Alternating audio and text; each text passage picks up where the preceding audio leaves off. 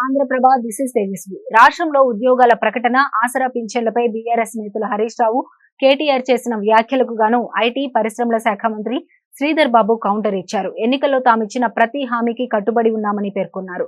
గత పాలనలో బీఆర్ఎస్ వదిలిన అస్తవ్యస్త ఆర్థిక వ్యవస్థను సరిదిద్దుతున్నట్లు వివరించారు. హామీల అమలులో ఆంధ్రప్రదేశ్ సీఎం చంద్రబాబును ఉదాహరణగా తీసుకున్నారంటే హరీష్ రావు పరిస్థితి ఏంటో అర్థం చేసుకోవచ్చని వ్యాఖ్యానించారు. తాము తెలంగాణ ప్రజల ఆలోచనలను అమలు చేస్తాం కానీ ఏపీ ఆలోచనలు కాదన్న శ్రీధర్ బాబు త్వరలోనే జాబ్ క్యాలెండర్ ప్రకటిస్తామని వెల్లడించారు. 12 ఏళ్ల తర్వాత గ్రూప్ 1 పరీక్ష కాంగ్రెస్ సర్కార్ మాత్రమే నిర్వహించిందని గుర్తు చేశారు. 3 నెలల పరిపాలన చేయగానే ఎలక్షన్ కోడ్ వచ్చిందని, ఇప్పుడు కోడ్ ముగిసినందున హామీలు ఒక్కొక్కటి అమలు చేస్తామన్నారు. ఆశా వర్కర్ల గురించి మాట్లాడే హక్కు హరీష్ కు లేదని పునరుద్ఘాటించారు.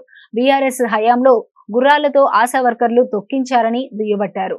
పెద్దపల్లిలో జరిగిన ఘటనపై విచారణ జరుగుతుందన్న శ్రీధర్ బాబు శాంతి భద్రత విషయంలో ప్రభుత్వం సీరియస్ గా ఉందని తెలిపారు. మత ఘర్షణల వెనుక ఎవరి హస్తం ఉన్నా ఉక్కుపాదంతో అణచివేస్తామని మంత్రి స్పష్టం చేశారు. 10 ఏళ్లు అధికారంలో ఉండి నిరుద్యోగులను విస్మరించిన గులాబీ నేతలు ఇప్పుడు వారి పక్షాన మాట్లాడటం హాస్యాస్పదంగా ఉందని బల్మూరి వెంకట్ ఆరోపించారు. 6 నెలల కాంగ్రెస్ పాలనపై తాము బహిరంగ చర్చకు సిద్ధమని హరీష్ రావుకు ఎమ్మెల్సీ బల్మూరి సవాల్ విసిరారు. హామీలన్నీ ఒక్కొక్కటిగా నెరవేర్చే బాధ్యత తమ ప్రభుత్వానిదేనని వెంకట్ స్పష్టం చేశారు.